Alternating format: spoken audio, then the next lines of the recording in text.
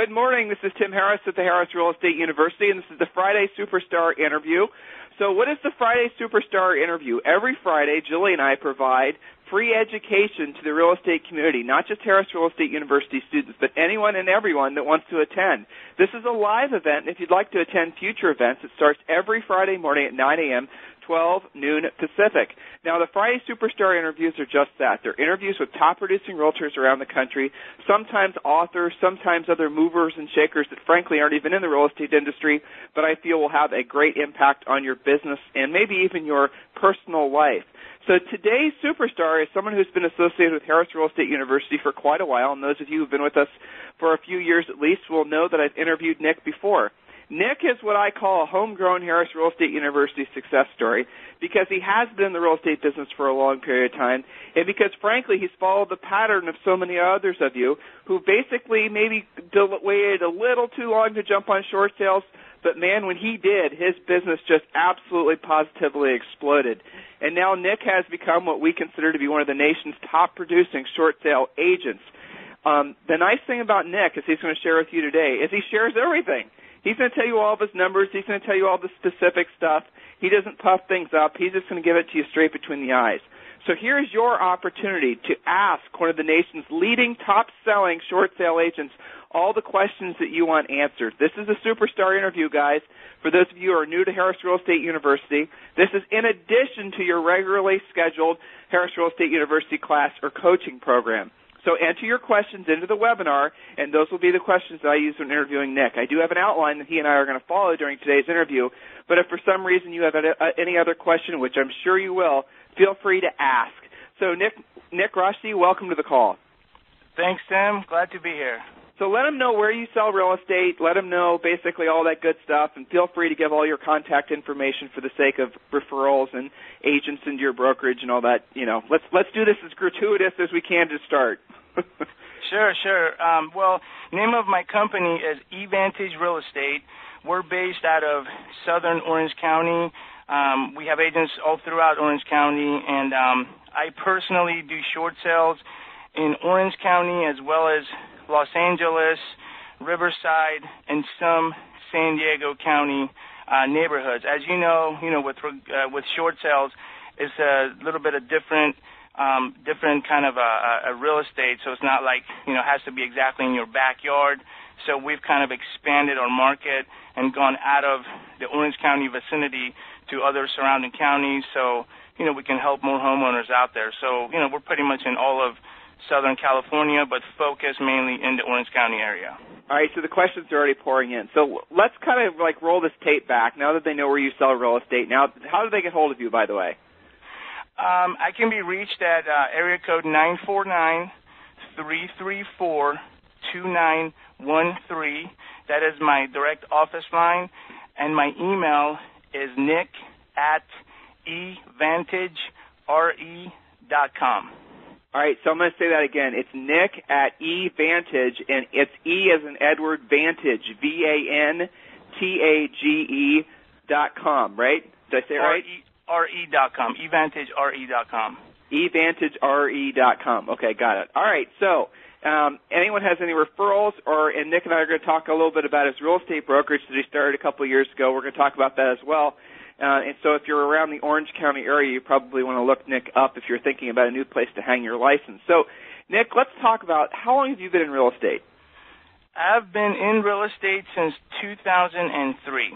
Okay, so you sold real estate during the boom. You sold real estate during the boom in one of probably the most hyper-inflating, hyper-appreciating, if you want to use the word appreciating, areas in the U.S., that being southern Orange County. So what was that like compared to now? And I mean, just put it in perspective that folks will understand.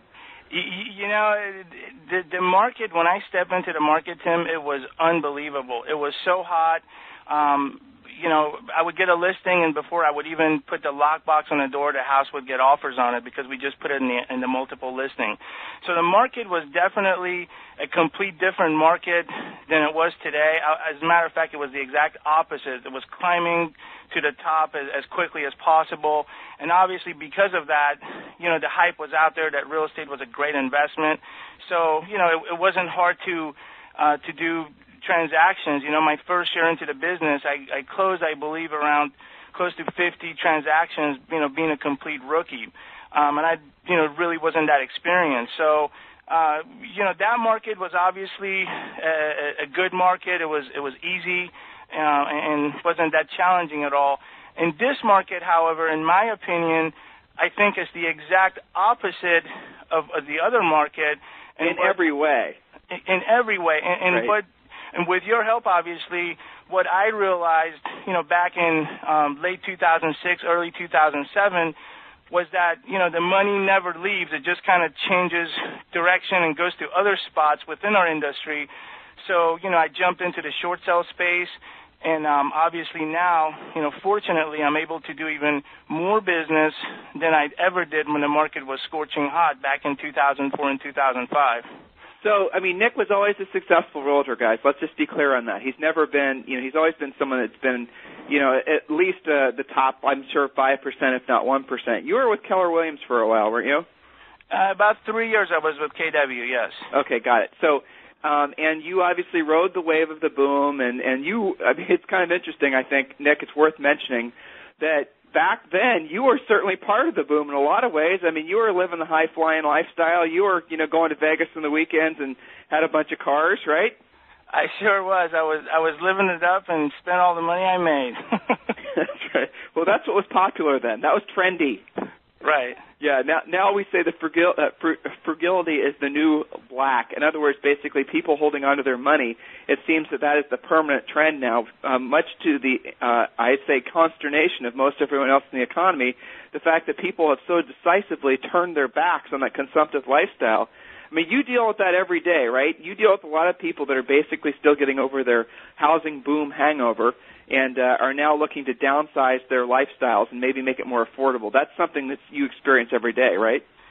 All the time. That's basically, I would say, what I experience, 90% of the times. And, and the rest of the times is just, first-time home buyers wanting to get into the market. Very rarely or very seldom you see someone be able to sell their home and actually buy up, obviously due to the sign of the times we're currently in. Okay, so just a reminder, guys, this is a superstar interview. If you have any questions for Nick, just go ahead and put them in. I know a lot of questions are getting entered in. I just want you guys to get to know Nick a little bit better before you, because sometimes if I just start telling you what he's doing now, you're going to be intimidated because you're not going to realize that in a lot of ways he started out walking the same exact path as you have. He's just walked it a little further, and let's just be honest, a lot faster. So, Nick, with regards to, when did you make a transition? The market blew up really in Southern California, probably in September, I'd say October of 2007, right? And so you were kind of caught underneath the riptide of that. And tell them about your sort of brief history, how you went from being in that state of flux to deciding to really become the short sale Zen master of your market. Sure. Well, I remember, the market turned. I really didn't know what to do. I was in a standstill. I was introduced to you, and I'm always the kind of guy that would, as you know, Tim, I think out of the box and reach out to get help and other people's opinion and advice. So I contacted you, and we had I never forget, honestly, Tim, that's one of the moments in my life I'll never, ever forget. We had a short conversation, and I spoke with you, and you laid it out as clear and as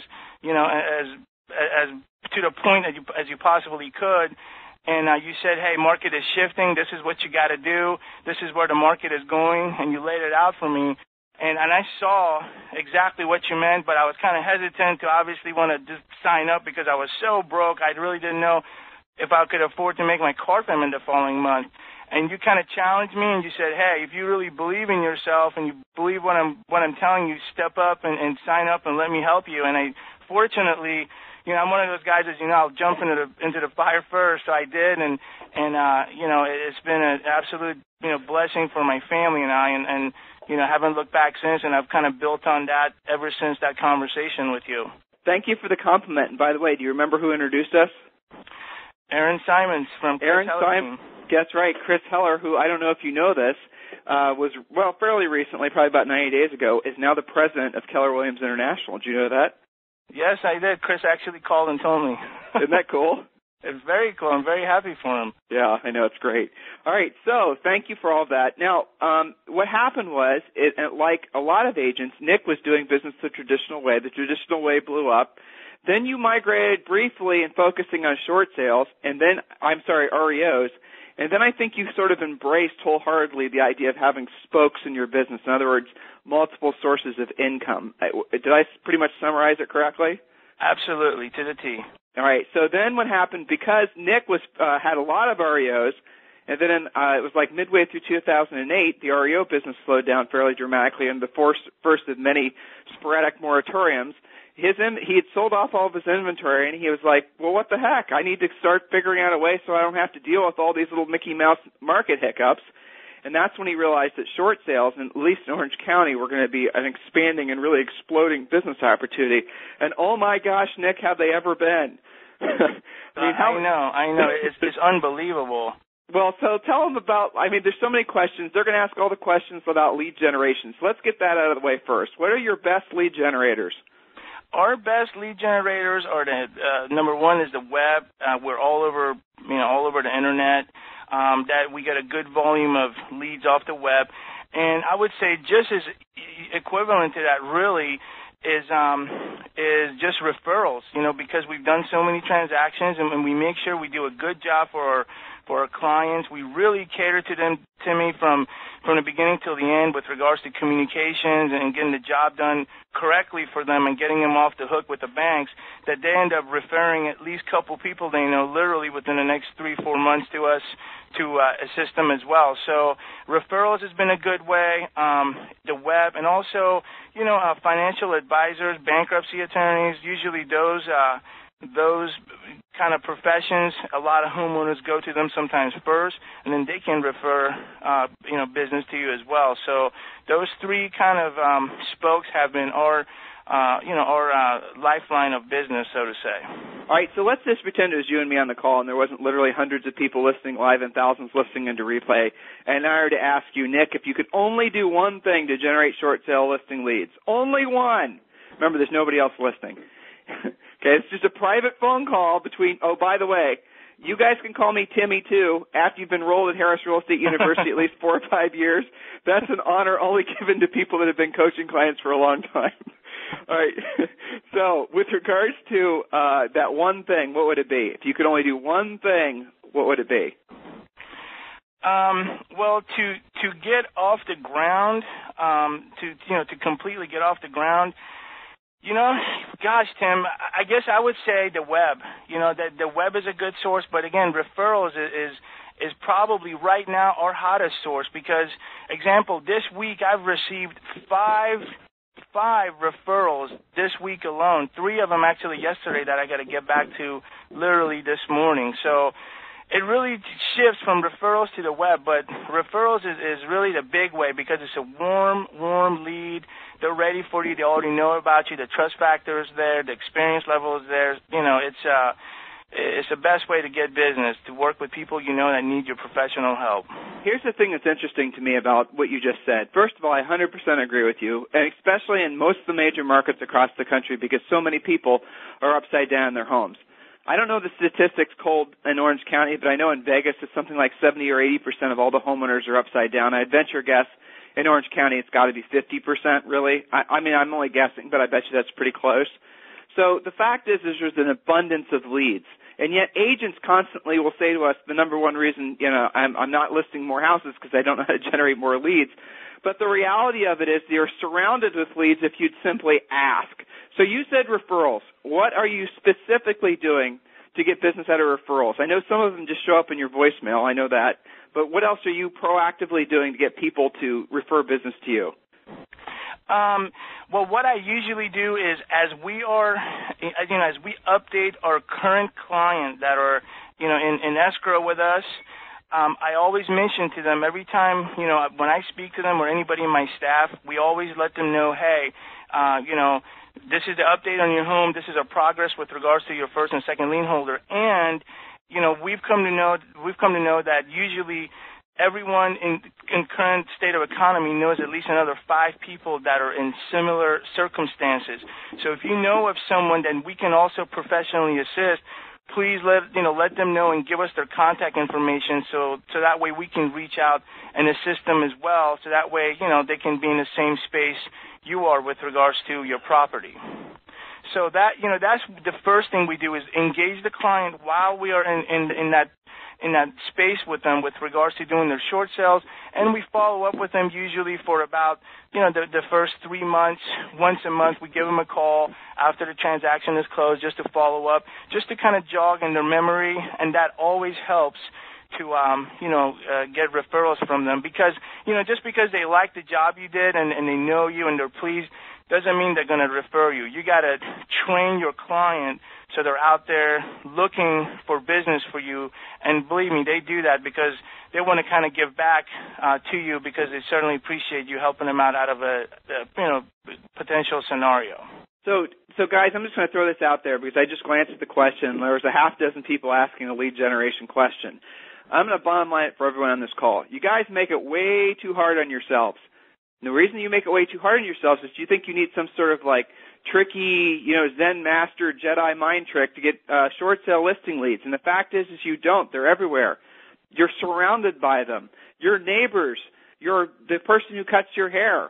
The person who makes your coffee every morning. All the people you know when you take your dog on a walk. Every single one of those people either are in a situation where they're thinking about short selling, will have to short sell sometime in the future, or know someone that has to short sale. Guys, this is gone. I know I'm speaking to the choir. Harris Real Estate University students, you guys are all on the same page with us. But the reality of it is this is so far beyond just some sort of fringe thing to know as far as short sales. This is about as mainstream could possibly be having this skill set. Guys, just ask. If you aren't willing to ask, chances are it's just because you're not confident in what to say or confident in how you're going to answer their questions. That's all about education. Nick, how long ago was it that you didn't even know how to do a short sale? I mean, when did you do your first one? 2007 was when I did my first one. Okay, and so since then, how many have you listed and sold?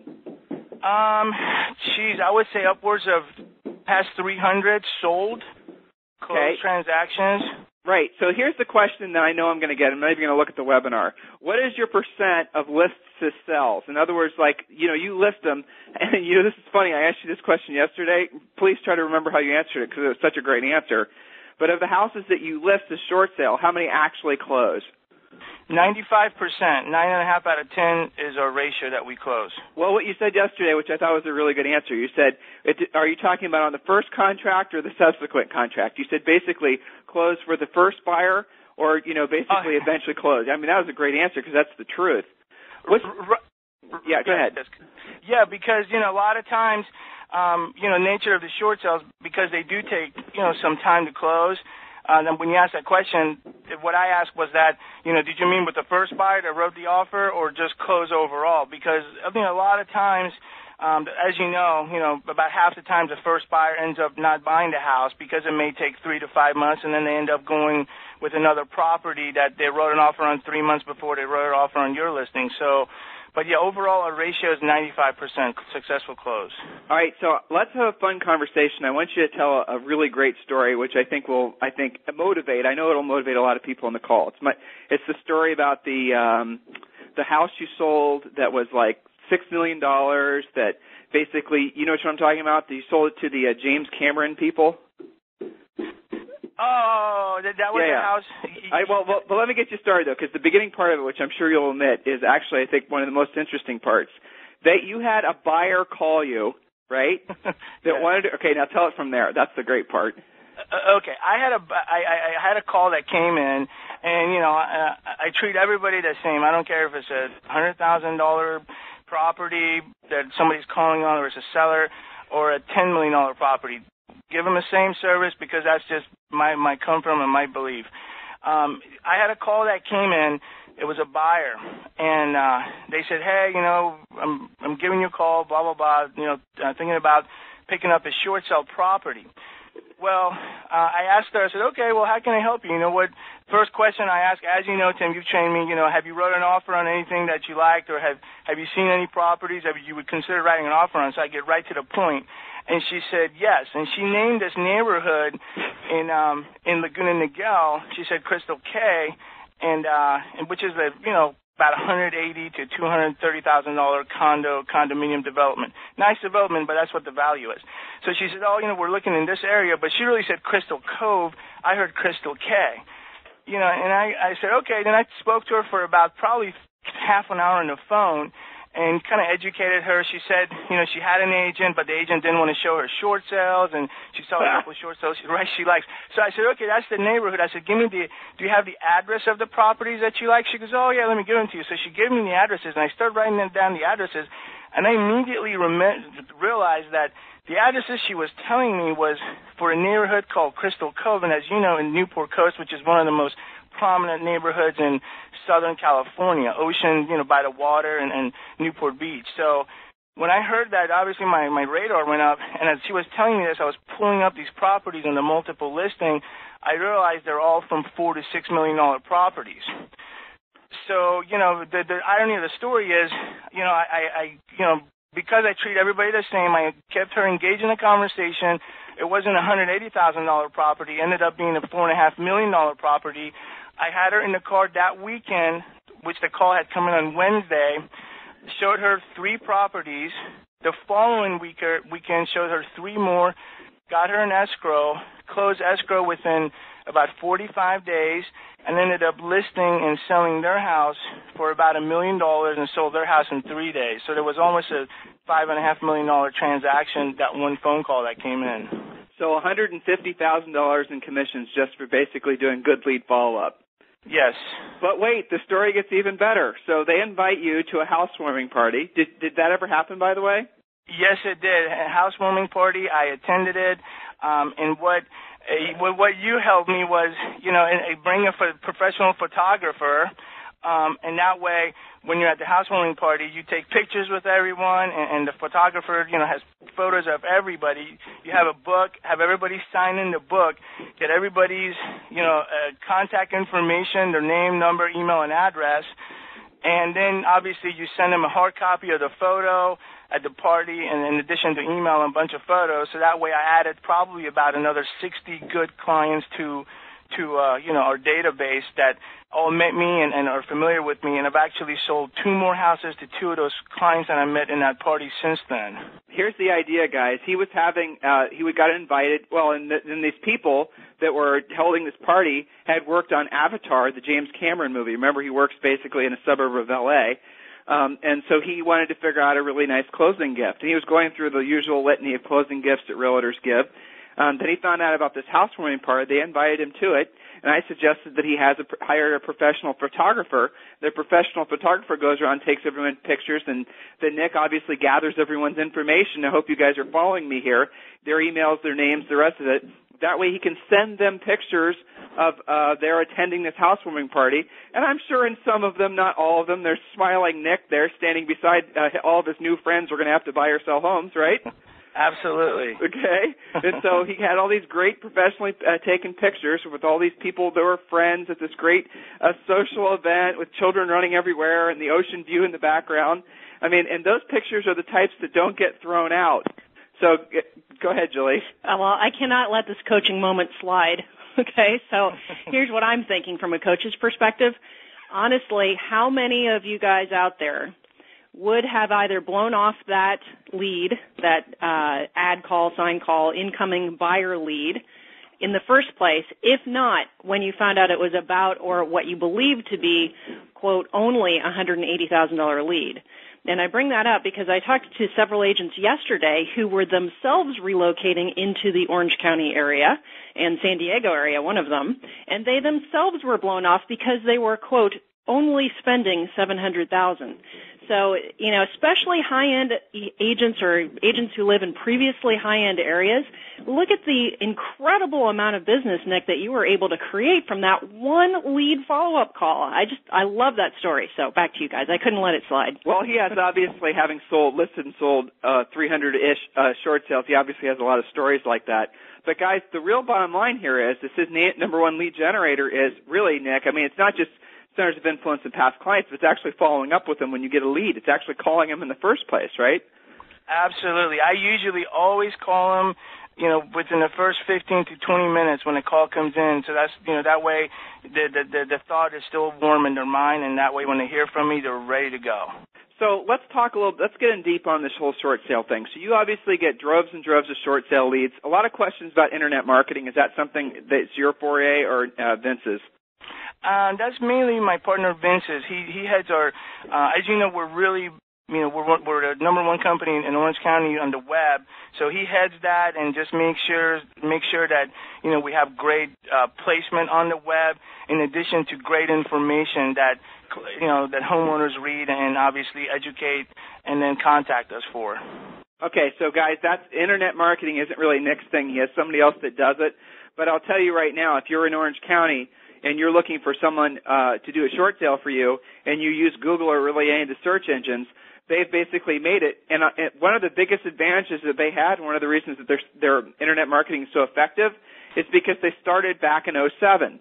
They started doing internet marketing. They started trying to focus in on the targeted keywords, Laguna Beach short sale and the rest of it. Back in 2007, there's still plenty of room and time for you guys to do the same thing, because even in October, for God's sake, almost November of 2010, well, Nick, how many times do you run into a realtor that actually knows how to do a short sale honestly, regardless of whatever designation they have or expert status they have? How often, what's your experience with that? How has your local market embraced this yet? Well, they've embraced it because really that's, like you mentioned, half of the market is now short sales, but are they educated on it? And are versed on it, know exactly how to set up short sales and get them approved. That's obviously a complete different story. Tell us some tricks to getting, some things that maybe the average agent says. You have a brokerage now, which we're going to talk about, with 50 agents in it, and I'm sure some of them are coming to you claiming they know how to do short sales. Where are you finding their big education gaps to be? Well, mainly the most important thing, couple things. Number one is, for them to realize not to price the home, high, not to let the homeowner decide what the price is, for them to tell the homeowner what the price should be, so that way as soon as they list the house, is priced at, 5 to 7% below market, so that way they can get an offer on it right away. And obviously that's because the market is continuously slowly declining in our neck of the woods, and also because the homeowners may be falling behind obviously on their payment or maybe notice a default, there's the time the time counts, so you don't want to wait too long for an offer. That's number one. Number two, I would say probably the most important thing is making sure that if the homeowner has a home equity line of credit, that they get the homeowner full release of future deficiencies, so that way when the short sale closes, it's a release of lien and deficiency, so the bank doesn't have the ability to go after the homeowner to try to collect the difference of the balance of the loan. And so you're probably also telling me, when you have a lead call in, you alluded earlier that you don't go on all the listing appointments yourself. Do you go on any listing appointments now for short sales? I do not. I usually have the client come to the office. Okay, do you ever see the house? I usually go see it just one time. I drive there and inspect the property because we have to fill out a form for our board of MLS that we've inspected the house, and anything that we see visually is wrong with the property, we have to write it in. So I have to legally go do that, and I do. Okay, so as far as the short sales go, for the most part, it's an over-the-phone and email relationship. Is that what how your business has evolved? Completely. So someone comes, let's just talk about how this process works. So a lead shows up in your voicemail, or you're calling, you're getting a referral, however it worked. Call my neighbor Jane. She's thinking about putting her house for sale, but she's $200,000 upside down or whatever. Take it from there. Okay. I usually call the client right back, introduce myself. Then I ask them to give me the summary version of what's taken place thus far with regards to their property, so I can best wrap my head around their personal scenario. So then, obviously, they tell me their story. I take notes, and then once they, I feel like they've told me all they can tell me, then I let them know that I'm going to start asking them some questions. Then I ask them questions like, for example, who's your first lien holder, who's the second, are you behind on payments, how many? So I identify what their hardship is.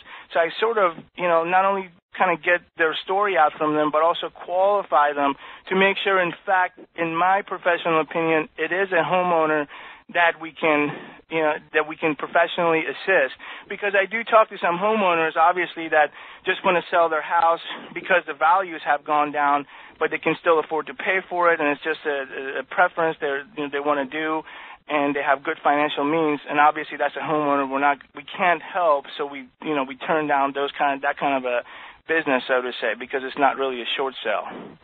You're not doing strategic defaults anymore. Never did. No, never did. With regards to that, we've seen clients step up to him and try to do that. But again, what the banks did a lot of the times is ask them, because they have their financial portfolio in front of them, the banks may ask them for the large cash contributions. Some homeowners did it. The other ones obviously didn't want to. So, no, we don't do that. Mm-mm. And so it's kind of ironic. A lot of those people will still decide to do strategic defaults. They just won't do short sales. They'll just push them to be an REO, and then the bank gets the property back anyway. But that's somebody else's problem, I suppose. So the next phase of this, you've determined that it's somebody you can help. You've determined it's somebody that you want to work with. Then what happens? Then what we do is, what I tell them is how I explain to them thoroughly how our process works. We email them our short sale package with the listing agreement, and while I have them on the phone, I let them know obviously that's going to be in their inbox. I schedule an appointment to meet with them. I usually give them about 2 to 3 days to complete all the short sale documentation, and then I invite them down to our office. Then when they come here, we sit down and we meet for about 45 minutes to an hour in person. One of my assistants and I will go through over their entire short sale package. We make sure everything is completed. I read the hardship letter, look at their financials, make sure, in fact, it is exactly what they told me. And once everything is there, we have everything signed and ready to go. Then we schedule, obviously photos for the property, and I let them know the next step is we got to list the property on the multiple listing. And we list it at a good, favorable market value, so buyers will come to your property right away to write offers. And, I get them ready for that. Then as soon as we list the property, I go to the property, take a quick view, take notes of, what my inspection was of the property. And usually within the first, 4 or 5 days to 2 weeks max, we get multiple offers on the property. We pick the buyer that's the best buyer, most qualified, can obtain, getting a loan, has a FICO score, and, we qualify the buyer really thoroughly. And then we put that buyer's package together with the short sale. Then we submit the short sale package to the bank, and I let the homeowner know that that's really when the short sale approval process begins, from the time the buyer offer and the short sale is submitted to the bank. Then I kind of walk them down. I have a little Excel spreadsheet. I walk them down the list to let them know, in about a week to 10 days, a negotiator will be assigned. They will go through the file as well to make sure, in fact, it passes your bank's litmus test. And once it does, then I let them know within a week to 10 days, the negotiator will send out an appraiser or a broker to come out and do a broker price opinion of the property. And once the value gets back to the bank, then we negotiate to the bank to obviously get the short sale approved. But we do negotiate to get it approved at a good, favorable price. Just in case, if the buyer falls out, we're not going to be approved at market value or above market value. That way, we're able to get go to our stable and get another offer from the buyer, from a backup offer buyer, or put it back on active on the multiple listing to get a new offer on the property. So you have, don't you, when you take a listing initially, don't you have price reduction forms already pre-signed, basically? Oh, absolutely. We put in the listing contract that, if we don't have an offer on the property, we can reduce the price by, anywhere from 3 to 7% within the first every 15 days, if necessary, to be able to generate an offer. And we let the homeowner know that as well, that's part of our process, because we don't want to let the short sale kind of be spread out too long with regards to the timeline, because we strive to get them approved. If it's one loan, I tell the homeowner usually from the beginning till the end. With one loan, it's about 2 to 3 months. If it's two loans, sometimes 3 to 4 months, but be expected to go as long as 5 months if necessary. All right, gotcha. So right now, how many folks do you have working for you? Tell us about your team. I have 1, 2, 3, 4. I have 4 short sale processors / transaction coordinators. So I have 4 assistants that work with me to get the files to the homeowner, get them back to the homeowner, communicate to the homeowner every week throughout the transaction, communicate to the buyer's agent. That way we keep them warm,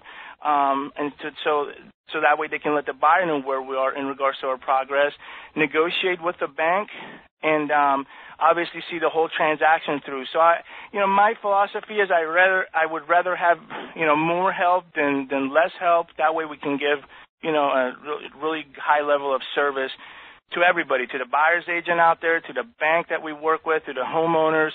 And that's obviously kind of circles a wagon as of why we get so many referrals because of that kind of level of service we provide. Well, that's really key right there, right? So it's not just basically taking care of your sellers. It's not just dealing with the negotiators, but you're also keeping the other side of the transaction, the buyer's agent and the buyer. You're also keeping them in the loop too, so they don't become insecure and out of touch with the transaction. That's really important. So you have your staff basically, I assume, follows some sort of online spreadsheet or flow chart or something. Do you know what you guys use to organize that, or did Vince do that? Vince did that. It's actually on the web. We devised a system that even buyer's agents have the same view as what we have, in our listings. They can just click on the link that's on the listing in a multiple listing. I believe it's shoresale.com. And then what happens is they can see via web that where we are in regards to transaction, has a file been submitted, has a BPO been completed. So that way, if they can jump on the web and see where we are, and our assistants have the same access, and that also eliminates a lot of the unnecessary phone calls for agents to make to us. And obviously, we are communicating to them via web and via phone call once a week to keep them nice and comfortable of our progress. Perfect. So, Julie, what questions have we had come in? I just glanced at your... I have a lot of questions about what you do, Nick, to market the property once you take the listing. So, that gets back to price and those conversations. But lots of people saying, hey, what do you do to get the initial offer? Okay, well, that's a great question. I mean, obviously, we're all over the web, and that speaks for itself. But again, it circles a wagon as of same thing that's been in real estate since beginning of time. It's always the price. No matter what market we're in, buyers and buyers agents are always attracted to the price. So you got to price the property, accordingly to be able to get a, buyer to want to come see the home and write an offer on a home. Because right now every buyer is looking for a good deal. And no matter how nice the house is, and no matter how many thousands of websites or magazines it's marketed to, if it's not priced right, it doesn't mean a thing. It's not going to sell. So number 1, 2, 3, and 4, I would say price is probably the most important thing to do. So a lot of people are asking very specific questions in regards to your internet marketing, guys. So do you guys advertise on Craigslist as far as you know? Not that much, no. Mainly we're on Google. That's basically been our, He doesn't mean pay-per-click, guys, too. So those of you who are asking if he's doing pay-per-click, he's not doing that. They basically, like I said, well, what's your website so they can go and check it out? That will maybe answer a lot of their questions. Short sales, ASAP.com. Short sales, it's a great URL. Short sales, ASAP, as soon as possible. ShortSalesASAP.com. So check out his website. But again, really what they've done, guys, is they've just done a really good job with their search engine optimization, their SEO stuff, so that when anyone searches, like, for example, Nick, if someone searches by, like, short sale Newport Beach or whatever, your site comes up really high, if not the top placement, correct? Exactly. Pretty much for majority of the cities in Orange County, we're right there on page 1 of Google. And guys, the other thing is that he's done really well, or Vince has done really well. I probably need to get Vince to do an interview as well. Is when you guys land on that website, when a potential client lands on that website, it's set up obviously really well so that someone wants to leave their information, and that then becomes a lead. And the nice thing about the search engine optimization stuff, guys, is a lot of it you can do yourself. And once you've done it correctly, it continues to generate leads for you for now and way into the future until Google decides to change its little secret stew. But that's something you guys can learn about in Agent Tech Secrets. So if you want to learn more about that type of thing, go to agenttechsecrets.com, agenttechsecrets.com. Definitely a huge advocate of making it a situation where, you guys don't have to spend money to generate leads. Harris Real Estate University, in case you're new here, we're not huge advocates of spending money to generate business, especially in a market like this where there's so much business to be had, so many homeowners that are so desperate for your help. So, Vince, I'm Vince. I did it again. Nick, what is the hardest part for you of being in the short sale business now? What's your greatest challenge that you deal with every day? I don't really see any. I don't have any challenges, Tim, every day. But in the past, I can tell you, it was just kind of in the past.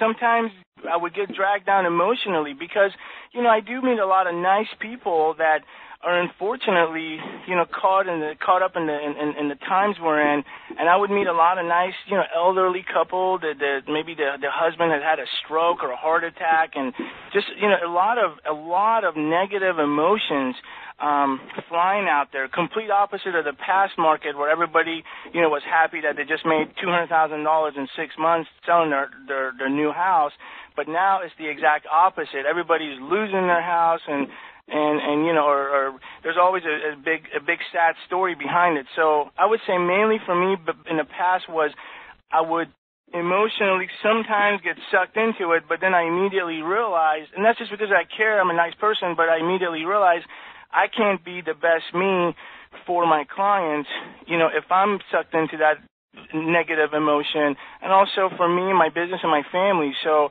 I've kind of separated myself from that part of the business emotionally, and that really kind of helped me, come to work and just do what I do and not get involved emotionally, because it does get into you after a while. Well, and guys, that's something that I know a lot of you have unfortunately caused you to avoid doing short sales in the first place, because a lot of cases it is a sad situation. A lot of cases you are dealing with a failure in somebody's business or personal life. A lot of cases you are going to be dealing with people that have a lot of mixed emotions, and the hard part is when you have those same mixed emotions yourself. Guys, this is something that we've been advocating, something we've been saying for it feels like forever now. It's that there's never been a time and never will be a time when caring, competent realtors are so needed as they are now. In order for you guys really to stay relevant, here's a bottom line driver type statement for you. In order for you to stay in the business, knowing how to do short sales, going beyond just some sort of simple 2-day designation, actually learning all the ins and outs, learning the particulars, really truly becoming an expert, really truly understanding all the moving pieces that are associated with doing short sales at a high volume, you have to look at it as a challenge. You have to look at it as something that's a skill that you must master. You really, honestly, don't have a choice. Nick, I know you read this. Yesterday, Realty Track came out with a report that said across the country, foreclosure activity was up 61%, or maybe 65%. It was a lot. And so do you see any slowdown in your market in Orange County? Do you see any slowdown whatsoever in Orange County, California, of distressed sellers? I really don't, Tim, and the reason is because, what caused all this in a micro level, in a bigger picture, in my professional opinion, what caused all this was all the easy money that was given out. And now they're fixing it by giving out more easy money. So, no, I don't see that. I've seen homeowners that bought their home a year ago that are now, unfortunately, losing their job or divorce or whatever it may be, to now have to short sell, and the value of their home obviously is not the same as it was last year, and they may have bought the home with an FHA loan. So I'm seeing another whole wave that kind of has already begun. So, I'm a small fry out there, but I don't see the end in sight as of yet. I do believe one day it's going to end, but I don't know how soon. I couldn't tell you that. Let me reinforce what you just said. You said something that's really important. And guys, when you hear people like Nick in markets like Orange County, California, who have been the leading edge, whenever you can talk to a top producing realtor in any of the markets that basically led the country into the housing crash, whenever you even can get into their brains, that's incredibly powerful information, because what's going to happen next in your market is already happening in their market. So get that clear in your head. Something he said that was very interesting, and this is definitely true, is that a lot of the folks that bought homes since, say, 2008, that bought homes thinking they were buying them at the bottom, that bought homes with these Fannie Freddie loans that were coming out, that, everyone was saying the down payments were too high, so they started, allowing folks to buy with essentially no money down again, or some form of no money down. History has proven that once people are roughly 20% upside down in their homes, they will walk away. And so now what Nick is saying, and this is definitely happening, is that there's a second wave of foreclosures that's actually starting to boil up. We're starting to see folks that have purchased in the past 2 to 3 years who are now upside down, who are now deciding to default. I know it sounds nuts, but at the end of the day, guys, that's really what's happening. Hopefully that doesn't spread across the country. So, Nick, this whole call, we've been talking about, frankly, making money from distressed property. We've been talking about basically helping people solve problems. We've been talking about mastering the skills necessary to really be able to perform at a high level in this market because of this market. What's next for you? What are you looking forward to? Well, as you know, next for me, we're growing our company, and I kind of want to just get in the space of obviously, a little bit bigger space of, reaching out to more homeowners out there and, help as many people as I can. And in addition to that, grow our company. We have, as you know, our company is the best we have the best commission split in all of Orange County, and we provide really good qualified buyer leads to all of our agents. So, we're growing leaps and bounds, and we're not even really actively recruiting agents. So my next goal is to kind of, get our company up to a different level and kind of just help our agents internally, just kind of see our agents grow and do well. So that's kind of my project for, as you know, this year it already has been, and also next year, just to grow the business and get as many agents as, we can out there, good agents, to do more business and be more successful helping other homeowners. So how are you going to do that and not let your personal business suffer? There's a coaching question, Mr. Nick. Well, that's a great question. Mainly the most important thing is have the best help, you can possibly have around you.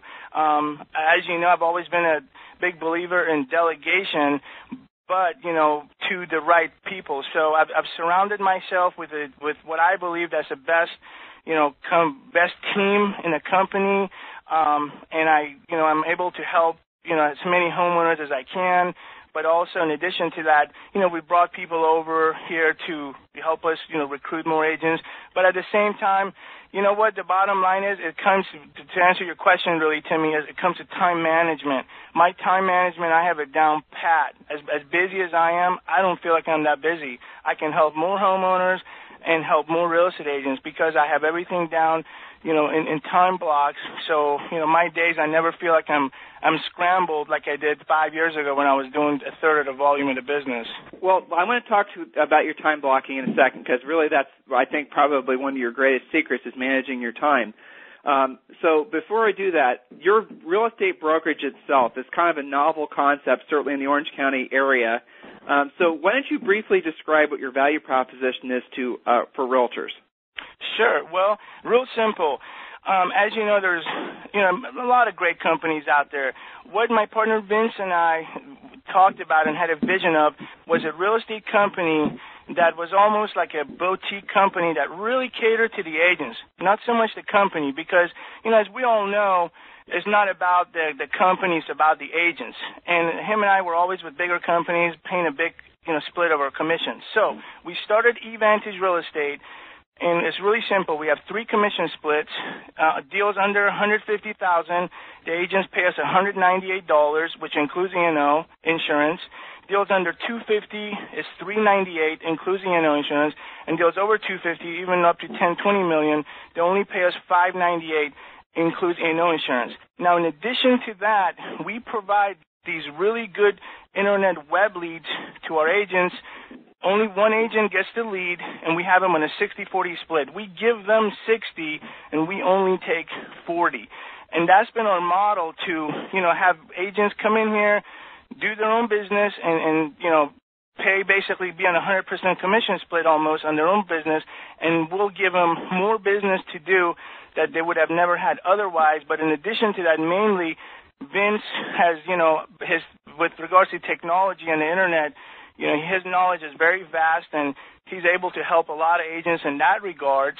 And I obviously help them with all their, time management. I coach them and really help them to kind of hone in on their sales skills and be able to go out there and take more listings and close more transactions for buyers. So, again, guys, it's Nick at eVantageRE.com, Nick at eVantageRealestateRE.com. So, time blocking. Talk about that. Okay, well, one of my biggest hurdles in the past, because I'm an alpha male, I was all over the board all the time, was being able to get as much done in as small as a time as possible. So in the past, I always felt like there was never enough time, and it seemed like I was always in a hurry. Well, you kind of helped me with this for a while, and it kind of took a long time to really kind of put me in the right space for me to be able to retrain myself to be able to time block. But basically, I time block every day, 6 days a week, Monday through Saturday. I leave an hour and a half to 2 hours in the morning, early morning, to get up and work out. I visualize. I do my affirmations. I listen to motivational audiobooks during that time. Then I come to work. At work, I have time blocked out every 45 minutes for, lead call returns, follow up with past clients, talk to other agents that have called in on our listings, or anything real estate related. I have it all broken down in different time slots, but I repeat the same thing twice, sometimes 3 times a day. So I have everything divided out that, by the end of the day, by 5 o'clock, I have all the phone calls returned, all the emails returned, and I never ever put one day down without returning somebody's phone call. So that's very important, because if you don't set time aside that you're not going to do anything else or talk to anybody else besides what you had planned to do, that gives you a clear path of direction, because you can plan to go forward, but you end up going left and right and up and down if you really are not focused, and then you'll never get to that point. So it's very, very important. Every day, what you do. Every single hour you have everything planned. That way you don't have to even think. It kind of automatically just your day happens, and you go forward every day without even having to think about it. Well, how long did it take for you to develop that level of discipline in your day? Not that long, because I was disciplined with everything else in my life, but with regards to work, I just didn't have my head wrapped around it. But within, I would say 2.5 to 3 weeks, I was pretty dialed in. But as you know, I'm a perfectionist, so every week, every month, I kept kind of turning the spigot a little bit more to really kind of get more and more streamlined. And I would say overall, within probably 3 months, I had every day down pat. That way, and it's important, because you want to spend time with your family. When you're with your family, you don't want to be working, and this way you can divide your day of the time for yourself, time for other people, time for your clients, time with your family. It's important, because it's like you said, you got to have balance, and all the spokes of the wheel have to be there, or else you're not going to be able to, the wheel's not going to spin in a straight line. So, Nick, Julie, are there any other calls that are questions that we had come in? I think we pretty much answered all of them, haven't we? Yeah, you're in good shape. There's a stray question here about, with that many transactions, are you still able to meet the BPO agent to make sure that the price comes in okay? That's a great question. I personally never meet the BPO agent. I usually have somebody from my team go there. And, with regards to price coming in okay, you guys, the fact is that ship already sailed. The appraisers or the BPO agents cannot really be influenced with regards to value because everything goes in front of an appraisal review committee and I don't know, 3 to 5 people look at it. So we caught on to that, and obviously because of that, I don't go out there and meet the BPO rep. I usually send somebody from our office, and obviously they do what they can, but we've noticed in the last year and a half it hasn't had that much influence with regards to having the value come in more to our favor rather than what they think it is. So what he's talking about, guys, is that anymore what happens, and you still absolutely positively should be doing a BPO for the agent once you're in short sales and contract. But what he's telling you is there's some added complexity in the back end on behalf of the lenders now where they're going through a little bit more of a review and underwriting, if you will, of the values before they approve them, and that's another reason why things are taking a little bit longer on short sales right now. But I will say, Nick, on a quick side note, I've been hearing from a lot of agents around the country that short sale approvals are happening a lot faster because of this whole foreclosure gate, robo-signer, whatever. It seems like almost at the same time that hit the news, short sales started getting approved faster. Have you been experiencing that? I have. Yes, they are getting approved faster, but at the same time, the banks are kind of holding a tougher stance of postponing the trustee sales. So it seems like everything has kind of sped up. They're approving short sales a little faster, not all, but in some cases. But at the same time, they're holding a tougher stance with regards to, postponing a trustee sale maybe more than once. Then if they don't feel like, hey, if you're wasting time with them, they usually just take it to sale. And that's been happening, I've noticed, with Wells Fargo and Chase a lot. They've been a lot tougher with regards to postponing sale dates. Yeah, definitely. So a little tip on that one, guys. So as a lot of you know, Harris Real Estate University worked with Bank of America. One of our top short sale agents worked directly with Bank of America Office of the President, and she did the first Bank of America. It's called High Performance Outreach, HPO, short sale. So this HPO program, it seems, we're speculating, is going to become the law of the land. In that case, the short sales actually do get handled by one person, not through Equator. I know a lot of you are cheering at that idea. And the process happens a lot faster and smoother because of the fact that they have one person that's going to be running the HPO. I mean, you'll have one person assigned to every file. That one person is going to be given a certain number of files, and that one person is going to hand walk the short sale through the entire process. Now, Michelle, who a lot of you guys know from our previous interviews, has now closed, I think, several of these, and she's, by the way, working on, I think, her 10th or 12th half a short sale closing, if I remember correctly. So, guys, a lot of the programs that are out now and a lot of the programs that are coming out next, if you want to hear about those, definitely stay connected to Harris Real Estate University because there's lots of reasons to believe that because of the fact that this problem isn't going away, because of the fact that the problem, and I say housing, is expanding, because of the unemployment is causing, like I said, the Realty Track report that came out yesterday, there's every reason to believe, guys, that in 2011 going into 2012, short sales will be just as prominent as foreclosures. I think in the country right now, something like 31% of all the sales are distressed sales of some form, but unfortunately still a majority of those are still REOs and foreclosures. Well, we're guessing that next year and 2012 that pendulum's going to swing back towards short sales. If you're not doing short sales, guys, if you're not doing them at a high volume, if you're avoiding learning and mastering that skill for any reason, here's a test for you, by the way. Do you have at least a dozen short sale listings? You should.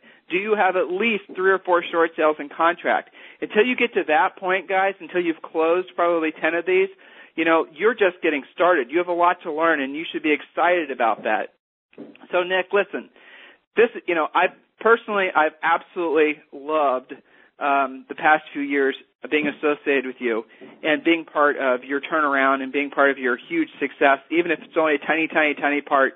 It's been a great honor to frankly watch you go from someone who was struggling, someone who was in a lot of ways professionally, you just didn't know what to do, and now, Nick, you are or soon will be a multimillionaire because of this market. I hope you're excited about that for you as I am for you. I am. I completely am, and I'm really excited to have the freedom to spend time with my family. As you know, I dearly love so much. That's the most important thing to me in my life is having enough time to spend with my family, because, you know, right now I don't feel like I do, but in the very near future, it's coming, and it feels good because I've worked really hard for it, and I can't wait till it's here in a really near future. So is that what's driving you, Nick? Basically, wanting to spend the freedom to spend more time with your beautiful wife and your beautiful daughter. That's it. I mean, money, honestly, Timmy, doesn't mean a thing to me. It's just my family, and to me, that's priceless. So that's the only thing that's driving me, nothing else. That's great to hear. Well, good, guys. Listen, I really appreciate everyone joining us for today's Superstar interview. And listen, this weekend's Halloween. Hopefully you guys have a good time, have a lot of fun. Be careful with the haunted house. They might be tomorrow's Oreo listings. Sorry, Halloween Oreo joke. And so if you guys have any other questions for Julie or myself, or if you'd like to learn more about Harris Real Estate University or our ASD, that's the Accredited Short Sale Designation Program, obviously you can go to our blog, and our blog is realestateinsidernews.com or timandjulieharris.com. It's the same website, or harrisrealestateuniversity.com, or you can always email me directly, tim@harrisrealestateuniversity.com. And Nick, if someone wants to get hold of you, and by the way, what do you want them getting hold of you for? You don't want them getting hold of you to ask you short sale questions, do you?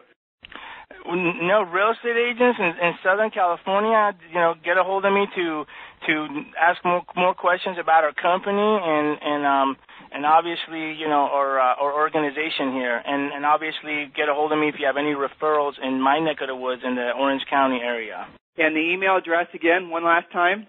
It's Nick, N-I-C-K, @evantage.re.com. Okay, great. So, Nick, thank you for joining us for today, and thank you for all of you for joining us for today's Harris Real Estate University Superstar interview. Thank you. Everybody have a blessed day. See you, Nick.